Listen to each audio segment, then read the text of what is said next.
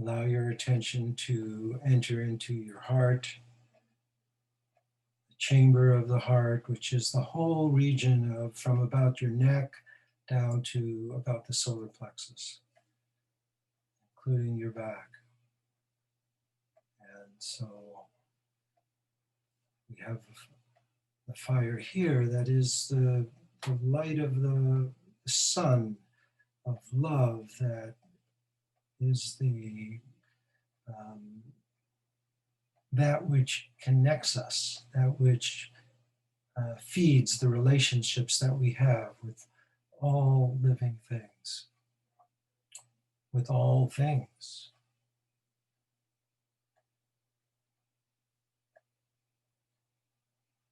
And we direct our attention to the head area and allow ourselves to feel that there's an energy here and also a fire here that is the spark of insights and knowing directly rather than just the kind of thinking mind that we're associate mostly with our head.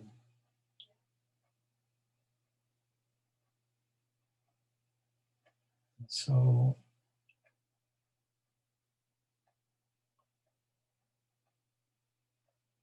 I want to welcome you all. And also we think of and open to our awareness of the water.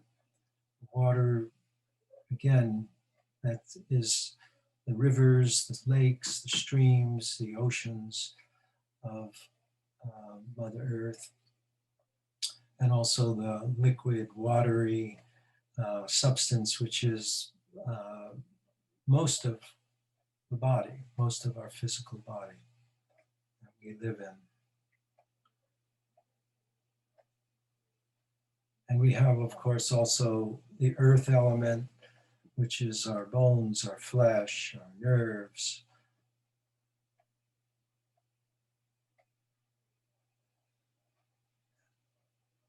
And the air that we breathe.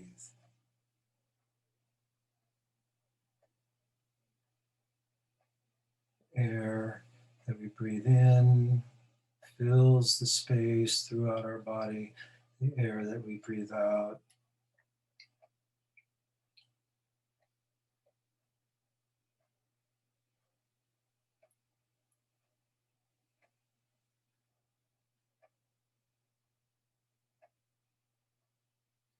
so we honor the four elements: the fire, the water, the earth, the air, within and outside us, which is a good segue to for me to remind you of the, or for those of you who are new here today, to mention that the focus of this webinar is dual. It has two primary intentions. One is to help us clarify and strengthen our intention for change in a transformative way of our own personality, of our own small self, of our own I that we walk around in and think of ourselves as, and to make ourselves better people. Not that we're bad, that doesn't mean we're bad, it just means that whatever areas that we know we can improve, where we can let go of conditioning or aspects of our nature, of ourselves that are no longer serving us in a good way. We want to do that. And whatever it is we're wanting to incorporate into our lives at this time in the way of qualities like creativity or vitality or wisdom or compassion. We ask that we can have intentions to bring that more and more into our lives. And then there's the intention of about the world, about what it is that we ourselves can see ourselves and focus our attention on of all the many things that are out there that we think we can make a little bit better, or maybe very much better, the things that we want to improve about the world, making the world a better place. And that can be at a very local level, at a very personal level, in terms of our human relationships and our household and our community, or it can be global. And there's no judgment about whether it's big or small in that sense. And interestingly, a friend of mine, when he was looking at my write-up about the webinar, he said, well, what do you mean by better? How do you know something's going to be better?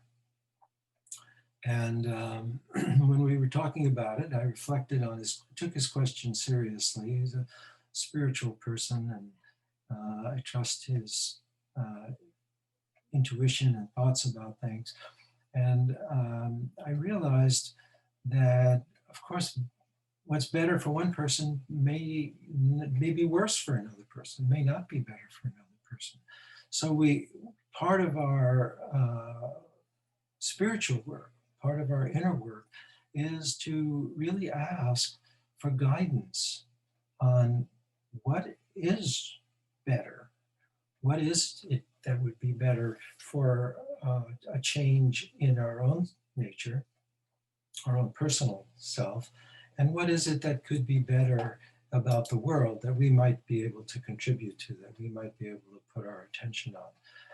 And so that's what brings up the question of guidance, and that I wanted to focus on today. But I also wanted to take a little bit of time just to talk about the structure of this webinar. Let me just, the structure of this webinar as it is, as a good number of people I haven't seen here before.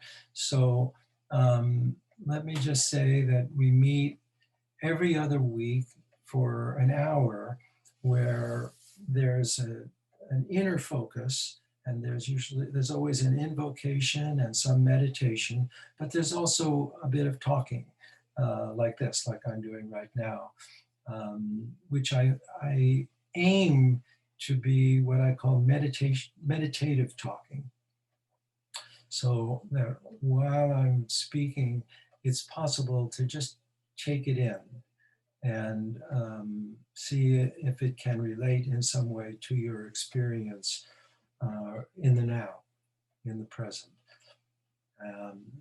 And then, so that's every other week, which is like this week, and we go for an hour. And then every alternate Monday, it's a half hour, and it's just meditation. Just meditation. There's no like lecture or anything like that. And part of our discussions during these hours, we often break out into small groups, or if there's just a small number of people, we might just have the whole group, and you have a chance to ask questions or make your own comments or share your thoughts and so forth.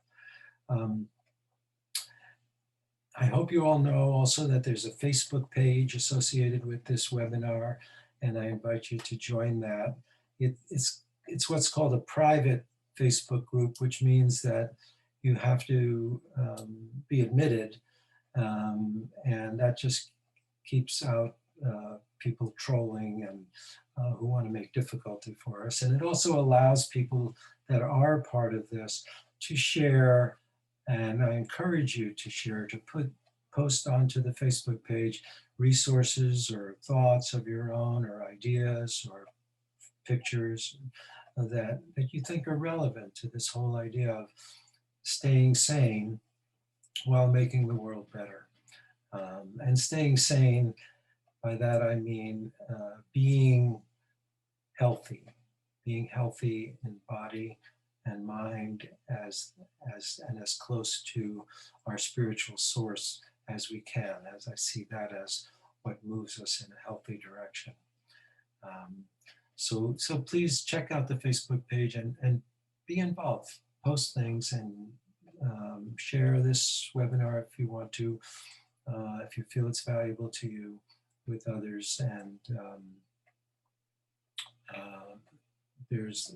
an increasing number of this kind of work happening. And we're spiritual teachers of one kind or another, from a Buddhist tradition or a shamanic tradition or some other uh, version of spirituality, Jewish tradition or Christian tradition, are bridging with what it means to take that worldview and experiential way of being in the world spiritually into the field of social action or social change, political and social change, uh, and or transformation. Which I like the word transformation more than change, because change can mean things could get worse. There's been a lot of change in the last several years that I think has actually made things a lot worse for many, many people. Transformation implies that it's an evolutionary, growing kind of change, um, like a maturation. We're moving more into wisdom, we're moving more into harmony, which is what I think of as the deeper value behind justice. You want justice in the world. It comes out of the quality of soul that brings harmony to things. You can't have very much harmony when you have one person who has as much wealth as 40% of the rest of the population. And so that's not just, and it puts people in a kind of disharmonious relationship. It's not good music. Um, so, um, so, so let me come back to that question now of guidance. Where does guidance come from? And again, just to restate, we're looking for guidance in our focus here on what it is that we're intending to bring about in terms of ourselves, and what it is that we're intending to bring about in terms of how we want to relate to the changes we want in the world, making the world better. So where does it come from? Where does it come from? And I'm going to, again, as I said, I'm doing the techno stuff myself today. So I'm going to share my screen. Hopefully that will work. I'm going to do that right now. And let's see. So you should be just seeing a screen with a blank page on it. And I'm going to try to type on here, and hopefully you will see it. And so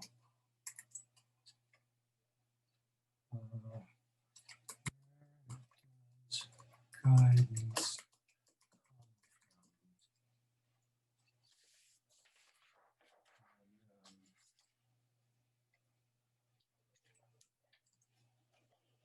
Let's make that a little bigger.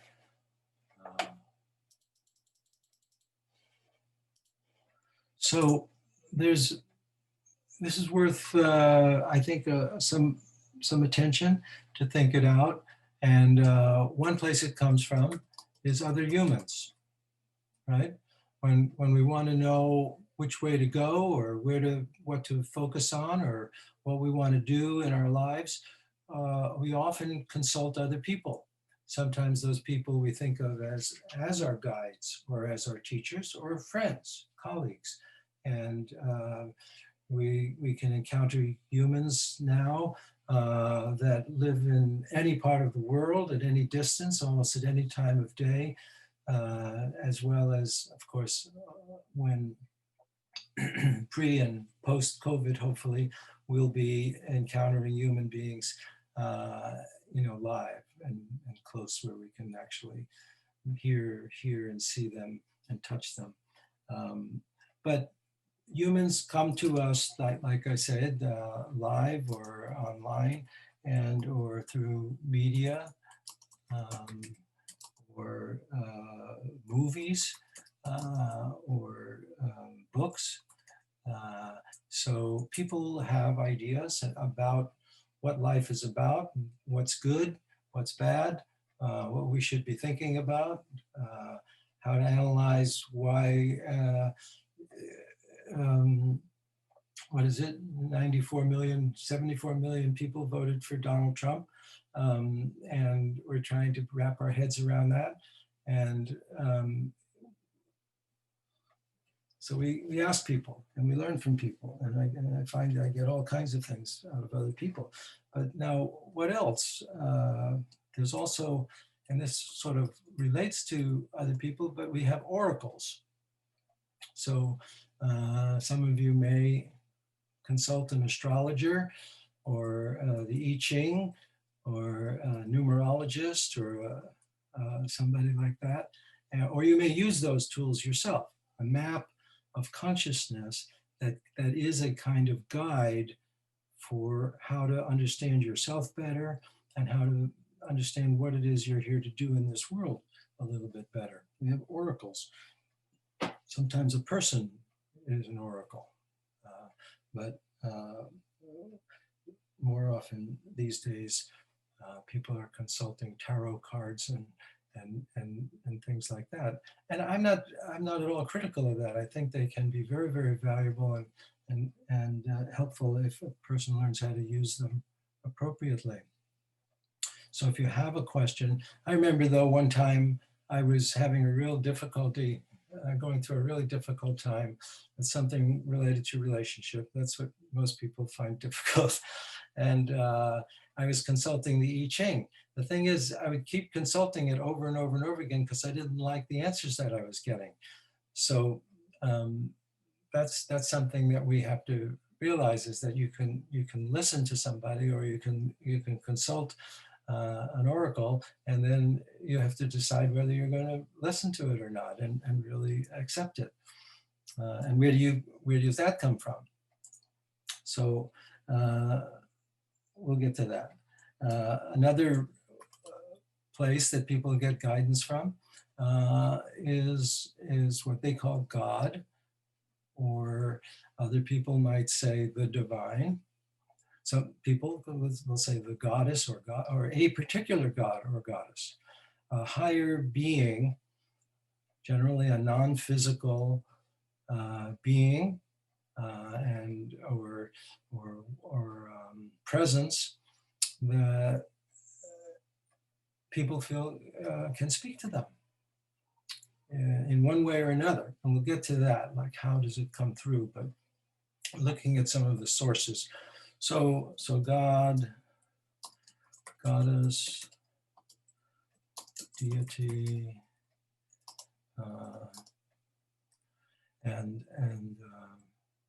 and sometimes those come through messengers like angels or devas, and so forth, beings that are messengers of the divine or the cosmos. These days, a lot of people say the universe. I'm listening to the universe. The universe is telling me this. The cosmos is telling me this. And so that's what I'm going to do. Then you have nature and elements of nature. And that could be like trees, or rivers, or mountains, and so forth. Animists, and I kind of consider myself a bit of an animist, believe or sense that there's a living intelligence in everything. In everything.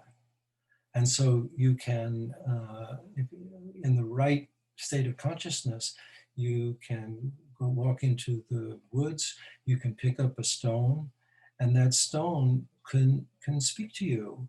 Not necessarily in the language that we're used to in words, but in a way where you get perhaps a kind of an answer to your question, whatever your question may be at the time. So, and we're looking here for questions of guidance, questions of direction, way showing. That's what I think we mean by guidance. It's like, what is the way for me? And so, what was that? And then your soul. That's another way that people can higher self. And then there's many words for that, right, from different cultures. The Atman, the true self, the essential self, the self, capital S self. Carl Jung and the Jungian tend to use that term, and it has a very profound meaning for them. It means something beyond the self, the small self, the personal self, the egoic self, and that is there for everyone. Each one of us has a soul, and our soul can be the source of guidance for us. Of course, again, we have to learn how it might be that we can get in touch with our soul and the guidance that it's offering to us. Another one is ancestors, and this can be any beings that are no longer embodied in physical world. It can be your own biological ancestors, could be your parents, your grandparents, going all the way far back, or it could be, for example, the spirits of great teachers that you attune to from a particular tradition that you've become part of in this lifetime, or you've touched into in this lifetime. It could be a Native American great teacher from the Native American world, or from the Buddhist world, or a saint from the Christian world, a great rabbi. But it can definitely, and it's very important, I think, in a lot of our work, to be attuned to our own biological ancestors. That means the lineage that comes through your mother going back, and your father going back, and opening to the possibility that they are here for you. They want us to take the right path, the good path for our lives. They want to help us in being better people, and in whatever possible mission we have to make the world better as we do that. Again, in any small or big way. That's not, size is not important in that respect. So let me just say ancestors, biological or spiritual. And so the second question is, how is guidance received? And so the first quality that we need, of course, is to listen. We need to be able to listen, and listening happens best when our thinking mind is most quiet. So practices that help us to shift out of the thinking mind, beyond the thinking mind, or at least have the volume of thoughts kind of turned way down, allow us to receive guidance. And of course, that listening is part of all of the aspects of how we can receive guidance. Um, Another one is, another way of saying it is we get an inner feeling. And a minute ago, I had flashed this on the screen. I often use this here as a model. It's actually a very literal meditation tool to become aware of these three chambers of consciousness and of body. So and we did this essentially in the very beginning when I asked you to just think of these three areas and how the fire relates to all three. But it's when people say I get an inner feeling, or they say intuition, which is the kind of the next thing that was on my list, um, they may mean something very, very different from another person who's saying that same thing, inner feeling or inner intuition. The inner feeling is sometimes a very gut feeling. My wife Ginny, who's very intuitive, I asked her where does she get where does she receive, and she said in her bones. She gets her intuition feeling in her bones, and some people would say, and I think she would say too, in the heart. How do I know really what's right? And we know it here. Quite often we can trust that. Intuition can also mean you just get something in your head. You get it's an idea that comes to you, and you just know it. You just know it. You don't know it because you figured it out. That's one way of knowing something, but the inner guidance comes to us not quite in that way. We can do a lot of the cogitating, we can do a lot of the thinking things through and figuring things out, but then the knowing, what some people call gnosis, comes in a very different kind of way, a very direct way. So inner feelings and intuition and meditation. That's sort of my primary form. Well, that and nature are the two ways that I find work best for me to open to that inner guidance. As meditation is a way of moving beyond the thinking mind and opening to any of these aspects of the greater reality, the soul, our higher self, our ancestors. All of that is facilitated by practices of meditation that open us in that way, to be able to listen, to be able to deeply feel what's in our heart.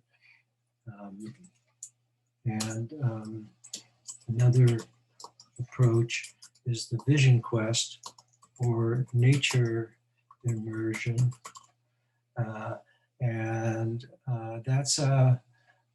That's a very powerful and very important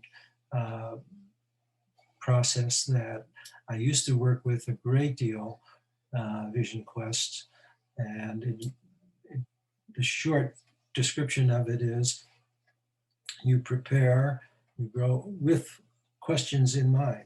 You prepare again with certain questions or intentions, and you, always with a guide of some kind who will take you and help you prepare.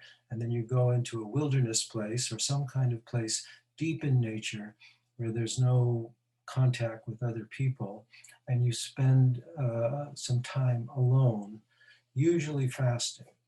And the time alone could be a day, it could be the way I used to work with groups and myself, it would be 4 days.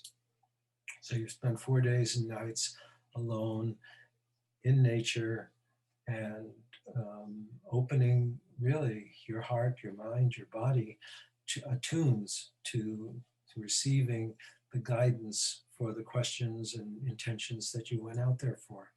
Um, it, it's cross-cultural, even though the term Vision Quest is associated with Native Americans, and so I tended not to really use that term, but it's a descriptor for a process that goes way back to biblical times and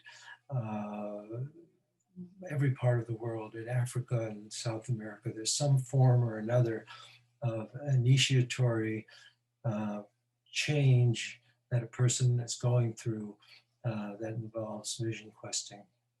And when a person has a major life decision to make, they'll often about what direction to take.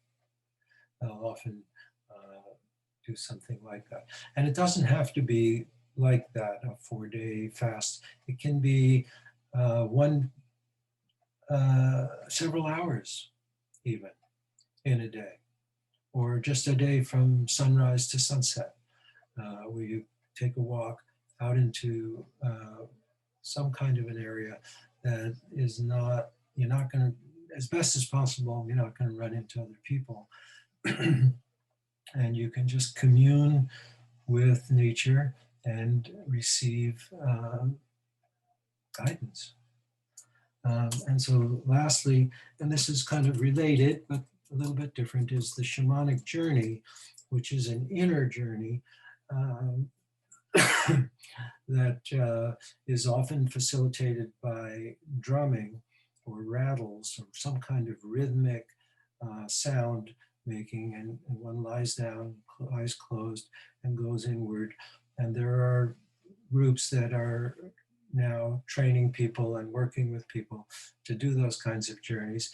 There's also the shamanic journey that's facilitated by the use of what's called sacred plant medicines, psychedelic or hallucinogenic plants, and